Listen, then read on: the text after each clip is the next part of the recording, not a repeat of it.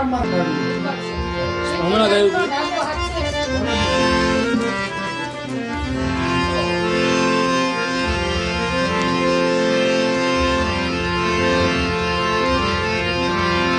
એક મસ્ત ગઝલ સંભળાવું યાર આજ.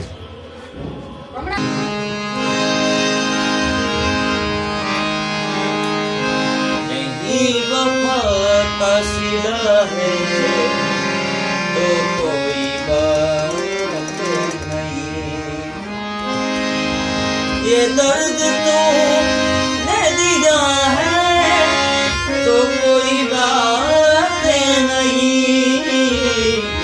यही वफा का सिला है तो कोई बात नहीं.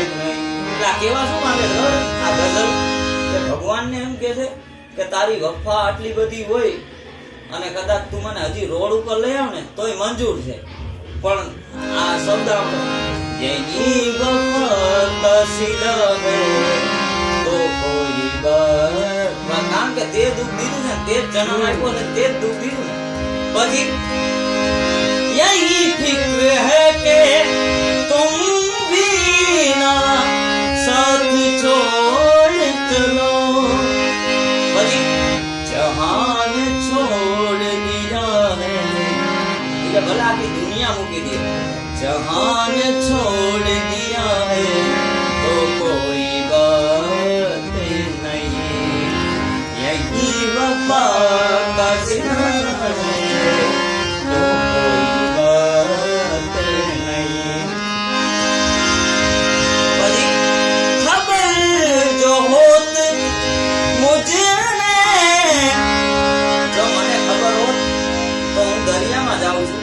ખબર જો હોત મુજને તો ડૂબાડી દે, પોતે જ નાવડી મારી એટલે ઉડ્યું.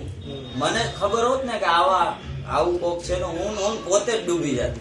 એટલે શબ્દ ખબર જો હોત મુજને ડૂબાડી દે નાવડી મારી, કારણ અમારા ના અનુભવ છે તમારા પણ दबो दे से, यही वफा का सिला तो कोई बात नहीं.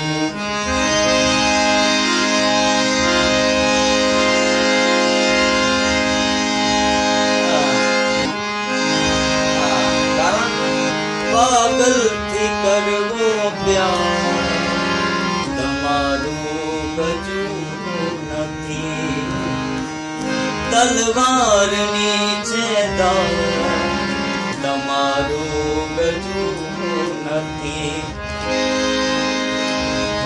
હું તો છે ને ભગવાનને એક જ વસ્તુ કહું છું, આ કોઈ પણ આ છેલ્લી પેલી મારી એક રચના, જો તારો એવો દાવો છે, પરમાત્મા એમ કહે ને કે મારો એવો દાવો છે હું બધાના પાપો હરું છું, જો તારો એવો દાવો છે કે હું પાપો હરું છું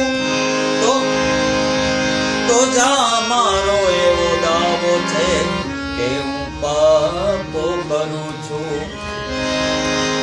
કેટલાક ગુનાઓને હરીશ મારા, રોજ રોજ નવા દુઃખ દર્દ ઊભા કરું છું, ક્ષમા કે સજા તો મને ભાવી દેજે, પણ તું જો એક વાર મારી સામે આ, હું તારી હારે શું શું કરું છું.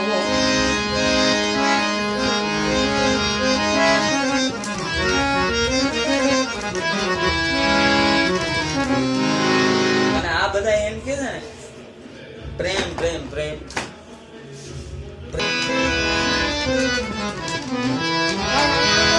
આપો જડીવાના પાણી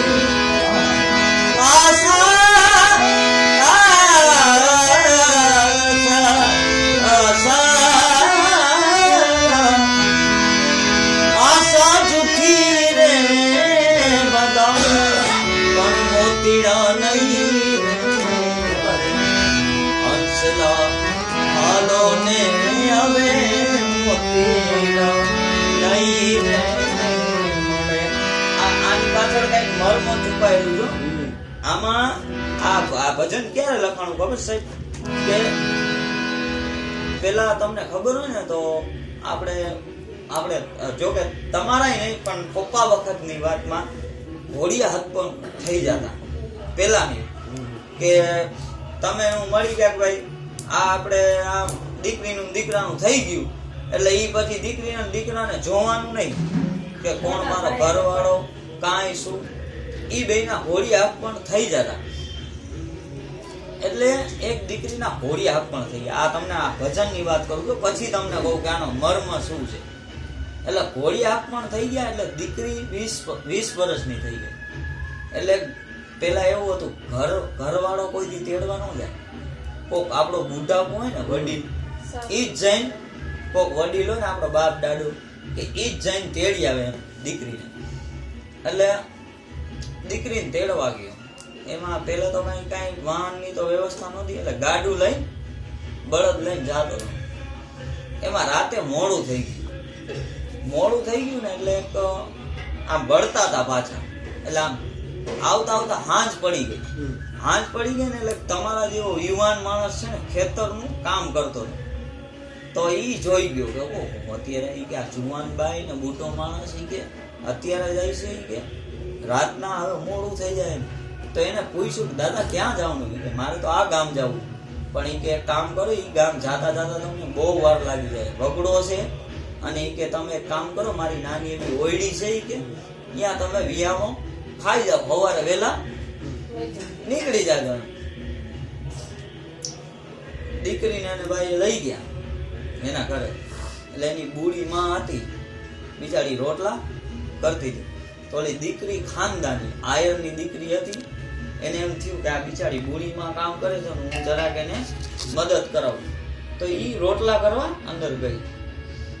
તો ઓલો જુવાન હતો ને એને રોટલાની થપાકાથી ખબર પડી જાય કે આ મારી માનો હાથ નથી, આ કોઈક બીજાનો હાથ છે. પણ એને મનમાં એવો વિચાર આવ્યો ઈ કે મારા ઘરે કોઈક જોઈ કે આવી જુવાનબાઈ આવી જાય ને તો મારી બુડી માનું કામ થઈ જાય. બિચારી આખો દી કામ કરતી હોય છે અને આખો દી તૂટતી હોય છે, તો મારા ઘરે એકાદું વવારું આવી જાય તો ઈ કે મારું હાઈલા રાખે. પછી એના મનમાં એવો વિચાર આવ્યો, જોજો વાતને આમ મગજમાં, ઈ કે એને એવો વિચાર આવ્યો ઈ કે મારેથી આવું ખરાબ ન વિચારાય કે આ રસ્તે જાતા માણસ છે, મારેથી આવું ખરાબ ન વિચાર. એટલે એને મન એનું પાછું વાળી દીધું. એનો વિચાર ઓલી દીકરીને આવ્યો જે રોટલા કરતી હતી. ઈ કે મારું ઈ કે બચપનમાં ઈ કે હગાઈને લગ્ન થઈ ગયા છે, પણ ઈ કે મને કોઈક આવો યુવાન મળી જાય ને કે રસ્તે રોકતા માણસને ઘરે લઈ જાય તો મારું જીવન ધન્ય થઈ જાય. પછી એને પાછો વિચાર આવ્યો કે મારેથી આવું ખરાબ વિચાર ન કરાય, હું આયરની દીકરી છું. બે આયર જ હતા. એ પૈતું જઈમું બઈમું મહેમાનને આરામ કરાવી દીધો. પછી હવારે છે ને પોહર થાય ને, હવારનું પોહર એટલે ગામડાના માણસો છે ને બકરાની ચરાવા વહેલા નીકળી જાય સવારે 4-5 વાગે. હજી હાલમાં એવી રિવાજ હોય આપણા ગામમાં. એ બકરા ચરાવા જતો હતો ને એટલે એને મહેમાન થી લાગણી થઈ ગઈ હતી. ઓલા જે મહેમાન આવ્યા હતા ને એટલે એની માને કે માં કે મહેમાન જાય ને તો એને રોગ જોઈ કે. તો એની માં કે હા બેટા હું રોકીશ. પાછો ડેરી પાસે ગયો, પાછો આવ્યો. એ કે માં એ કે નો રોકાય તો એને ઠાકર નામ દેજો. ઠાકર એટલે કૃષ્ણ કાંડ. એ કે એને ઠાકર નામ દેજો. એ કે હા બેટા હું ઠાકર નામ દઈશ. વળી પાછો ત્રીજી વાર આવી. એ કે માં ઈ નો રોકાય તો એને મારા ગળા નામ દેજો. તો ઈ કે હા બેટા ઈ કે નહીં રોકાય ને તારા ગળા નામ દઈશ. ઈ કે તું જલ્દી જા જલ્દી આવ. ભાઈ આમથી ગયો અને જલ્દી ઓલી બકરીને મારતો આવે. કે જલ્દી ઘરે હાલે, કારણ કે અહીંયા તો આબુ જવાનું એટલે જલ્દી મારતો આવતો હતો ઘરે. જ્યાં એને ઘર પાસે આવ્યો ને ત્યાં ઈ સોની ડેલી અને સોની એની માં બેઠી હતી. માં ઈ કે મહેમાન?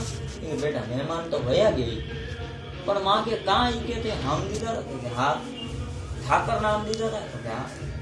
ઈ કે મારા આમ દીધા હતા? તો કે હા. જ્યાં એને એમ કીધું કે હા તારા આમ દીધા હતા ત્યાં અહીંથી કટાર કાઢીને અને એકનો એક દીકરો હતો, અહીંયા છરી ખાઈને મરી ગયો. અને આખા ગામડામાં ઓહો મચી ગયો. ઓહો, એકનો એક જુવાન દીકરો હતો, એ મરી ગયો ડોહીમાનો. હવે એનું કોણ આમ ને તેમ. પણ અહીંયા પછી અહીંયા કઈ ખાપણ બાપણ તો મળે નહીં, બહાર લેવા જવાનું હોય. એટલે ઘોડા લઈ અને ગયા ભાઈ. ત્યાં તો એનું ઈ જ ઓલું બળદનું ઓલું હોય ને ગાડું મળ્યું રસ્તામાં. તો કે જલ્દી હાલો બાબા, જલ્દી હાલો. પણ કે ભાઈ આટલી બધી હું ઉતાવળ? ઈ કે ભાઈ બહુ થઈ ગયું. એક બુઢીમાનો દીકરો, એકને એક આશરો હતો, એકને એક દીકરો હતો, એ મરી ગયો. તો પણ કે કાં? ઈ કે ખાલી મહેમાન નો રોકાણા એમાં. ઈ ઓલી બાઈ સાંભળી ગઈ. કોણ? જે બાઈ હતી ને ઈ અંબોડામાંથી કટાર હતી ને, ઈ ખાઈને યા મરી ગઈ. બેય મરી ગયા. અને પછી આ પડી ગયા. વેલો રે મોડો રે મારો સાઈબો પધારશે, એને કેજો કે ચુંદલડી મારી લાશે રે ઉડાડે. એને કેજો કે ચુંદલડી મારી લાશે રે ઉડાડે. ભાઈ રોવાયો ને બેટા, માથે મેં હું માનો પણ પ્રીતડી નહીં મળે. હંસલા હાલો ને હવે મોતીડા નહીં મળે. આ કોક ને કોક ભજન